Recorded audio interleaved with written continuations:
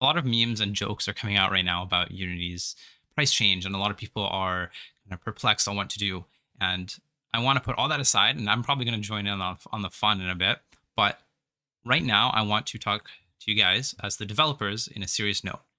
And I know a lot of you guys, I've seen the impact in my channel and some other channels. The views are going up quite a bit in the Godot community, and that's great.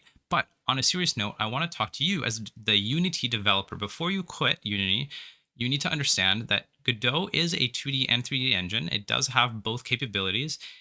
Its UI system is probably a lot simpler than Unity's, so learning it and picking it up will be a lot easier. It's also easier than most other engines like Unreal or even GameMaker. Honestly, it's a little, I would say, similar to GameMaker, but a little easier.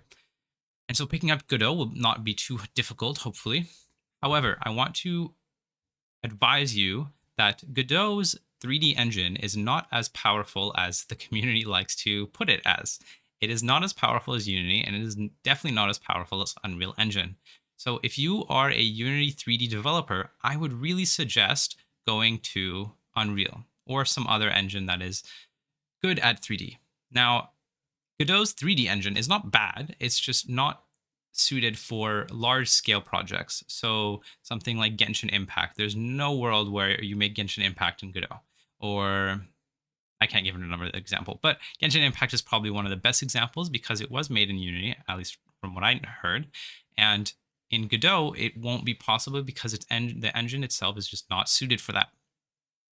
So Unreal Engine is probably your best bet. However, if you are a 2D Unity developer, I would actually argue that Godot's 2D engine is probably better than Unity. And so I think Godot is your best shot for 2D. With all that said, if you have any questions about transferring into Unity from Unity to Godot, I will try to answer them in this video. I've been a little lax on answering questions because there have been a lot more coming into the channel, and a lot of them tend to be 1+1 questions, so I tend to ignore those. So if it's a question that Google can easily answer, I'll probably ignore it. But if it's a serious question and you are struggling to switch or some other thing, and you have a request, you can always go to my Discord channel down below in the description, and I will hope to see you guys in my tutorials. Bye-bye.